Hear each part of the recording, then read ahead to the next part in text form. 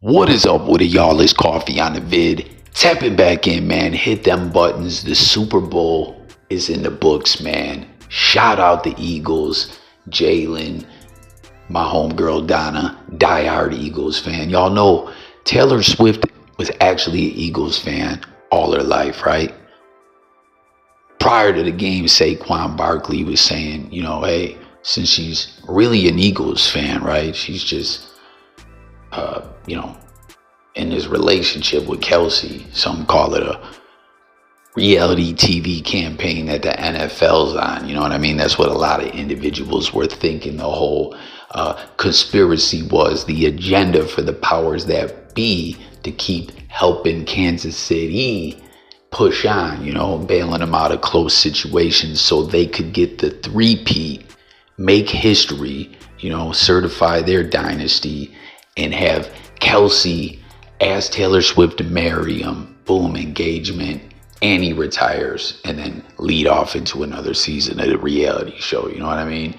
I don't know. It's quite the play for the NFL to put together. Notice I called it a conspiracy. You know what I mean? I ain't, necessarily believe in all that ish, but best believe my Bills got flucked on that ball spot, man. Kincaid had that on third down. Josh Allen definitely had the first, but it is what it is. Shout out though, Josh got the MVP. That is what's up, man. And the AP Most Valuable Player presented by Invisalign is Josh Allen. Okay.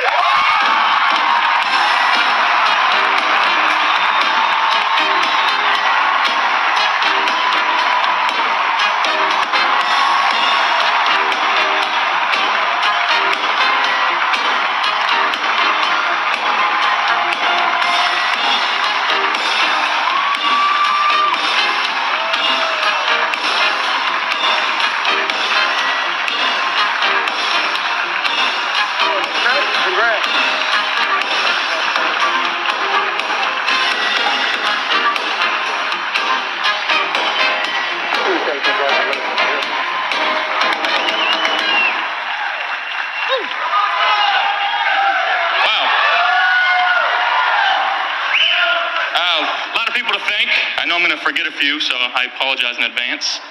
I'd like to thank God, first and foremost, for allowing me to be here today. I'd like to acknowledge the other nominees, Jared, Joe, Saquon, Lamar, all had great seasons and all could be standing here today, and you guys would be deserving of it. So you guys are true stewards of the game. I look up to you guys. I admire you guys. I just look forward to sharing the gridiron in the future with you guys, too. I'd like to thank the Bills organization, Terry and Kim Pagula, Brandon Bean, Sean McDermott. Thank you guys for drafting me 7.5 years ago. Feels just like yesterday, it really does. And I know this is an individual award and it says most valuable player on it, but I think it's derived from team success, and I love my team. D-Dog, thank you for presenting. I really appreciate it. We got such a great locker room in Buffalo, and it takes everybody from the equipment staff, to the training room, to the strength staff, to Slick Rick in the mail room, to the cafeteria upstairs. Like it truly takes everybody to have team success, and I'm so fortunate to be a part of a great organization. I'd like to thank Joel and Levon, my parents, who, in my 20 plus years of playing football, going down to Pop Warner, I bet you they've missed maybe 15 games in their entire life. They are so dedicated to supporting me and my favorite teammates, who are my sister, my brother, and my little sister, Nicola, Jason, and McKenna. Thank you guys for all the support, all the time, money, energy wasted growing up, from going from meet to game to practice every day. I love you guys. I know you take a lot of pride in this as well. And last but not least, my fiance, Haley, who you've been my rock. You are my best friend. I would not be standing on the stage if it weren't for you. So with that being said, be good, do good, God bless, and go Bills. But with the Eagles, man, what a turnaround. And again, thank God they said hell no on the three-peat, man. That, for them to, the way last season ended, for them to come out the gate so hot, to fall apart after that game with the Bills, only that went to overtime. We lost to them, but after that, they only won one more game. It was like, wow, they came out so hot, and then boom, fall apart. Early exit up out of the playoffs, and then to go out this year and get back on point and do the damn thing and win the Super Bowl. Like, again, thank you, Eagles. It was amazing, man. And Saquon Barkley really seemed to be the missing piece of the puzzle that really helped propel them, to taking out the Chiefs and ending this whole three-peat nonsense, man. You smell me? So comment with your thoughts on the game and all that. But the other side of the coin that everyone's talking about that I thought was just so lit, man, was the halftime show. I saw some people trying to knock this thing. I'm like, are you guys crazy? This was straight fire, man, from the choreography to the visuals, the red, white, and blue, Samuel L. as Uncle Sam, Kendrick making the most of his 10 to 15 minutes, hitting on all them different songs, man. But, at the end of the day, coming with Not Like Us as well, while teasing, they like to sue, you know what I mean? But then later he tapped in and said, hey, it's 40 acres and a mule, but this is bigger than, bigger than the music. And that's the thing I keep telling all these Drake stans and Drake fans, man. You guys can keep applauding and propping up on a pedestal your bubblegum pop princess Drake, who's out here losing his mind overseas on Australia, announcing the Party Next Door collab album that he has on the way, as well as his solo joint. He says, man, when the time is right, I'm gonna have a one-on-one conversation with y'all. I'm still alive. And it's like, man, Drake, you're all in your feelings because Kendrick exposed you for the bozo that you are, and you took an L, you know what I mean? And that's when he's talking about, like, this is bigger than music, right? Like, Kendrick and Drake, personal issues with each other, which we definitely saw Kendrick air out, and that was so wild to see that at the Super Bowl. Y'all, listen, I'll pin a link. Check back to this comment thread a little later if it ain't here right away, to something I want y'all to check out in regards to this whole halftime performance. Want to get your guys' take on it. It is going to be on another channel. Make sure to subscribe over there as well. But he aired it out, man. And when that A minor hit and everyone went crazy, as well as him rocking the A minor chain, and then, certified lover boy, certified pedo, right? When he put that out there, man, listen, Drake felt that. He's slowly dying a little bit more and more each moment as the day goes on. Like, he's feeling this ish real deal Holyfield, man. Like, I truly can't believe that some people were trying to knock this performance. I thought it was so lit, straight fire, a masterpiece on so many levels, man. And you see Kendrick, SZA, Serena was there hitting the C-Walk and all that, just like at the Olympics.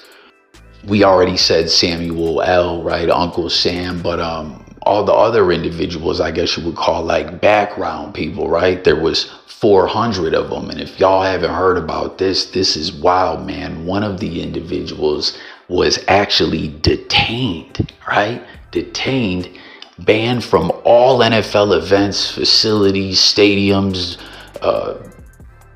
get-togethers, just anything related to the NFL. This man can never go to ever again, man. There was a dude, comment if y'all remember this, some of my Bills fans may remember, back in 2013 or I think it was 14, in a Bills-Lions game. The Bills ended up winning at the last second, a walk-off field goal. Dan Carpenter, I think, was still the Bills kicker at that point. I'm not positive. I think so. Sammy Watkins caught a pass.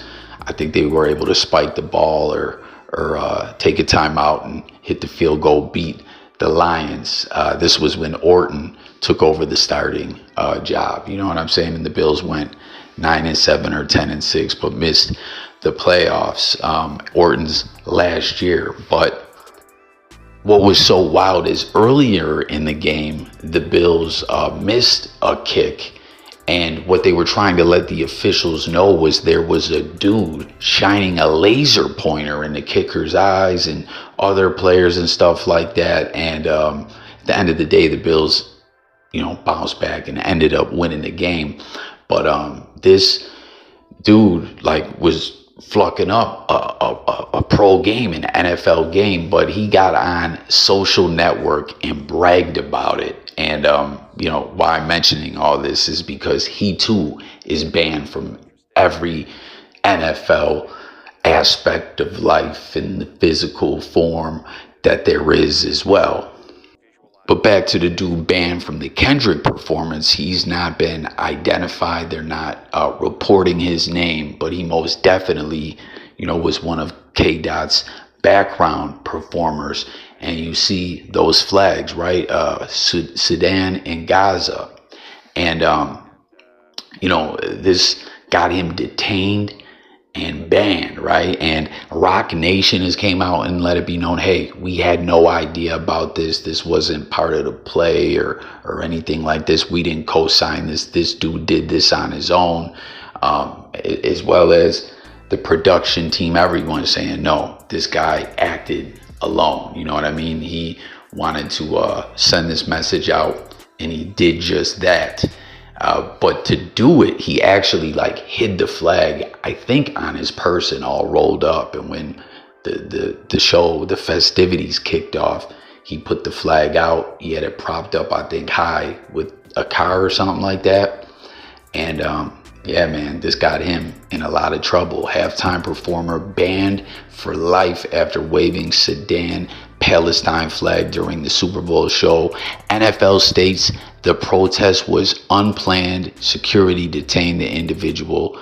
Protest follows Trump's Gaza proposal and ongoing Sudan civil war. Now, from what I heard, right, Trump allegedly, reportedly wants to buy Gaza and get rid of all the Palestinians. I think that's the proposal. I don't know, everyone tap in, hit the comments with it. You know what I'm saying? If you're new, make sure to subscribe, hit the buttons. It's all about hearing from the people over here on this platform, J Coffee Talk. You know what I'm saying? I got a coffee talk it up with y'all, the good people of the blogosphere. But I always let it be known, certain topics I'm more tapped into than others or whatever. When it comes to the political stuff, I definitely need everyone's help breaking this all down. I'm no political analyst. I follow things, especially more lately after all the election drama that was going on this election this time around. I started following the political stuff a little closer, man. But what do you guys think about it? And is that indeed the same proposal you've heard of, right?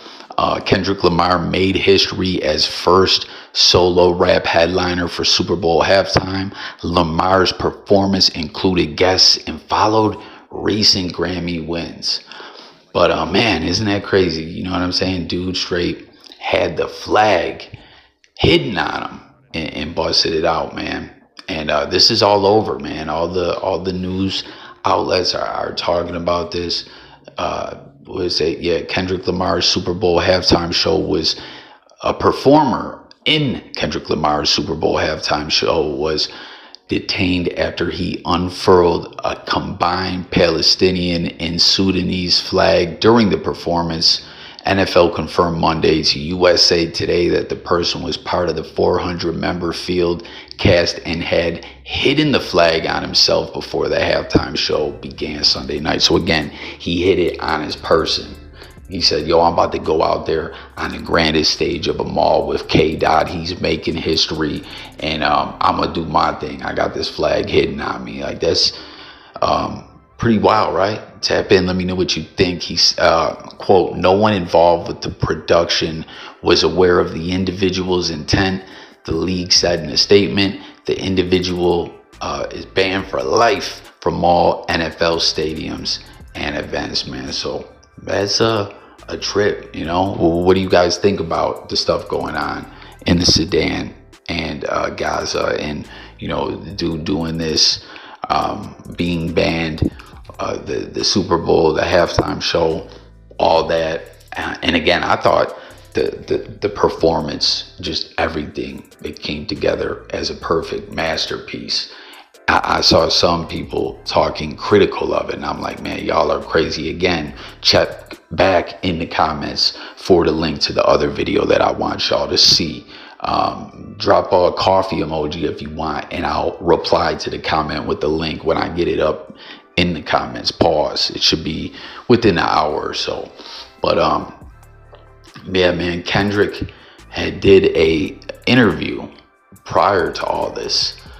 And, you know, he basically was saying how K-Dot clarified some things in this interview with Ebro right before the performance, you know, because they were saying, man, you know, what route is he going to go with it? You know, like some people were even thinking there could be the Taylor Swift collab, that he would have her come down and they'd, you know, Band-Aids don't fix bullet holes. Hell nah, they ain't do that, man. But during this Apple Music interview, this was Thursday with Ebro in the Deska, right? Kendrick said all the success of the past year was, quote, just a continuum of who I am. And if you've somehow missed out on what happened in Rap 2024, here's a quick rundown, right? Metro Boomin's 2 collab albums. Kendrick Lamar hopped on a track called Like That and called out Drake, and to a lesser extent J. Cole, for claiming to be the best. Song went on the Billboard Hot 100, #1, right, and reignited a long simmering beef with Drake that resulted in over 6 diss tracks between the two, which Drake took the L on another level, man, especially with this performance, man. The Drake stands gotta stop lying, man. Drake somewhere crying right now, man. The highlight of the battle, of course, was the DJ Mustard produced Not Like Us, which also went #1 on the 100 and saw Lamar cap off the beef with an incredible West Coast tinged party track that garnered him 5 Grammys, man, which swept the Grammys, you know. So for it to all to come together in this dope moment was just, again, a masterpiece and just poetry in motion. And then for the Eagles to simultaneously say, no 3-peat for you, Chiefs, you know what I'm saying, flock out of here, and brought it to them early, right?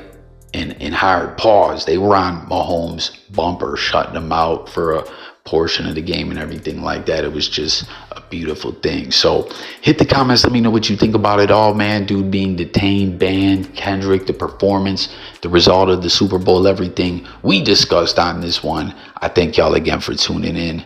It's been another episode of Coffee, and I'm gone, y'all. Peace.